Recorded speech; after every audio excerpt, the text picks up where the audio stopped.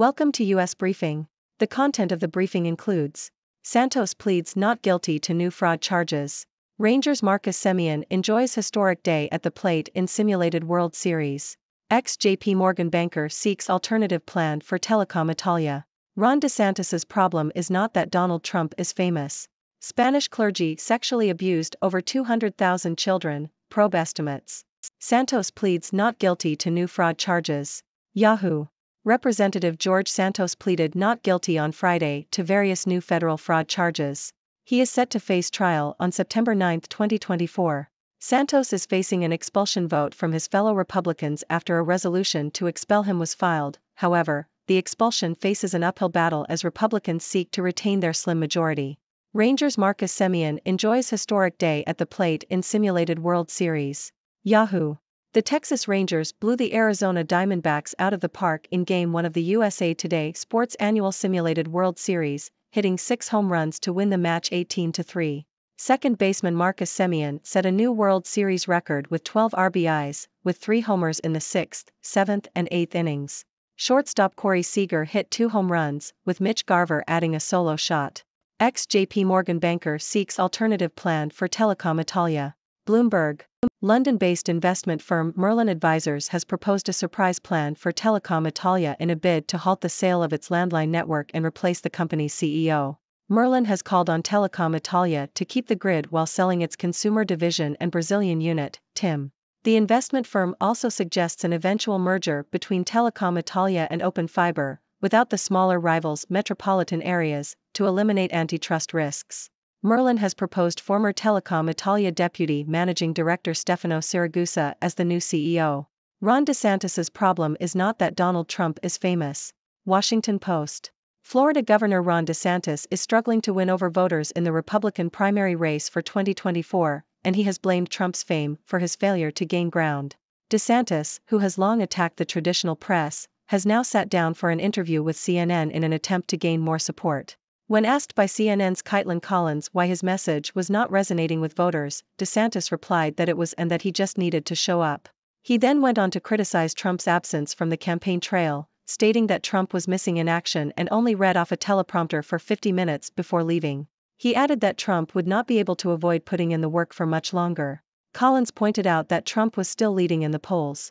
DeSantis responded by saying that Trump was the most famous person running. However, although Trump has a name recognition advantage, nearly every Republican knows who DeSantis is, they just like Trump more. Trump is the choice of nearly 60% of likely primary voters, while only 1 in 8 Republicans choose DeSantis. Spanish clergy sexually abused over 200,000 children, probe estimates. South China Morning Post. An independent commission in Spain has estimated that over 200,000 minors have been sexually abused by members of the Roman Catholic clergy since 1940. A poll of over 8,000 people found that 0.6% of Spain's adult population said they had suffered sexual abuse by members of the clergy during their childhood. The percentage rises to 1.13% when including abuse by lay members. The report criticized the attitude of the Catholic Church and recommended the creation of a state fund to pay reparations to victims. Spain's Catholic Church declined to take part in the independent investigation but is carrying out its own audit. Representative George Santos to be arraigned on new charges in federal fraud case. Yahoo! Republican Congressman George Santos of New York is set to be arraigned on additional charges on Friday. The new charges include allegations of identity theft and transferring money from a supporter's credit card to his personal bank account. Santos was charged in May with wire fraud, money laundering, theft of public funds, and making false statements to the U.S. House of Representatives. House Republicans from New York have also moved to force a vote on whether to expel Santos from Congress. Florida governor's claim he sent military equipment to Israel unravels. The Guardian. Florida Governor Ron DeSantis is facing backlash from Israeli diplomats, Florida Democrats, and the White House after falsely claiming credit for a gun-running operation to assist Israel's military operations in Gaza. DeSantis claimed to have worked with Israel's Consul General in Miami to send military equipment to Israel, but the Consul General denied seeking DeSantis' help and said the governor's involvement was limited to smoothing paperwork requirements for a shipment of rifle parts ordered by Israel. Critics accused DeSantis of acting as if he were president and violating federal laws governing the shipment of weapons. Maine shooting live coverage, manhunt continues for suspect Robert Card, shelter-in-place orders still in effect. Yahoo! A massive manhunt is underway for a man who is suspected of killing 18 people and injuring 13 others at a bowling alley in a restaurant in Lewiston, Maine, on Wednesday night.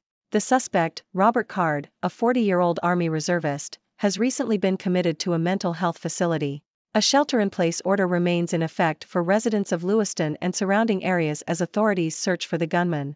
Police have identified and notified the families of 8 of the 18 victims. A total of 530 tips and leads have been submitted to law enforcement since the shooting occurred. Authorities are processing the 2 shooting sites and divers will search the waters near the dock where the suspect's car was found. The suspect has an active military ID, which gives him access to any military base. The Canada Border Services Agency has issued an armed and dangerous firearms lookout alert for Robert Card. Ladies and gentlemen, it's your favorite observer from the 6 Degrees world, Dr. Six. I hope you're all doing well and ready to dive into some interesting news today. Let's jump right in. First up, we have Representative George Santos pleading not guilty to new fraud charges. Looks like he's in quite a pickle there. And on top of that, he's facing an expulsion vote from his fellow Republicans. Talk about a tough crowd. But hey, Republicans want to retain their slim majority, so who knows what will happen. It's like a political soap opera. Moving on to sports, Marcus Semien of the Texas Rangers had a historic day at the plate in the simulated World Series.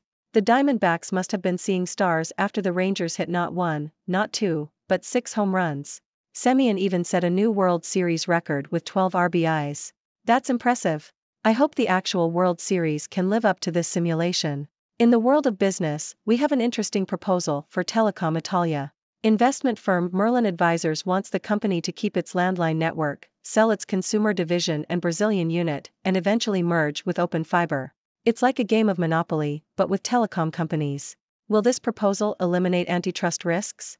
Only time will tell. Now, let's talk politics. Governor Ron DeSantis of Florida seems to be struggling in the Republican primary race for 2024. And who does he blame? None other than the famous Donald Trump. DeSantis even sat down for an interview with CNN to try and gain more support. But hey, Trump is leading in the polls, so maybe DeSantis needs to step up his game. It's a tough world out there, folks. In some disturbing news, an independent commission in Spain has estimated that over 200,000 children have been sexually abused by members of the Roman Catholic clergy since 1940. That's absolutely heartbreaking. The report also criticized the Catholic Church's attitude and recommended the creation of a state fund to pay reparations to the victims. Let's hope justice is served. Next, we have more trouble for Representative George Santos. He's set to be arraigned on additional charges, including allegations of identity theft and transferring money from a supporter's credit card to his personal bank account. Santos seems to have gotten himself into quite a mess. I hope he has a good lawyer. Now, let's shift our attention to Governor Ron DeSantis again. This time, he's facing backlash for falsely claiming credit for a gun-running operation to assist Israel's military operations in Gaza. It seems like DeSantis might have overstepped his bounds here. Critics are accusing him of acting like he's the president and violating federal laws. Oops, someone's in hot water. Lastly, we have a tragic incident in Maine, where a manhunt is underway for a suspect who killed 18 people and injured 13 others at a bowling alley and a restaurant. It's a horrifying situation, and I hope the authorities are able to apprehend the suspect swiftly. Stay safe, everyone. Well, folks, that's all the news for today. Remember, these stories are just the tip of the iceberg, and there's always more to discover and discuss. So, what are your thoughts on these news stories? Share your ideas, ask questions, and let's engage in some lively discussion. The 6 Degrees world is always buzzing with excitement, and I can't wait to hear what you have to say. Thank you for tuning in.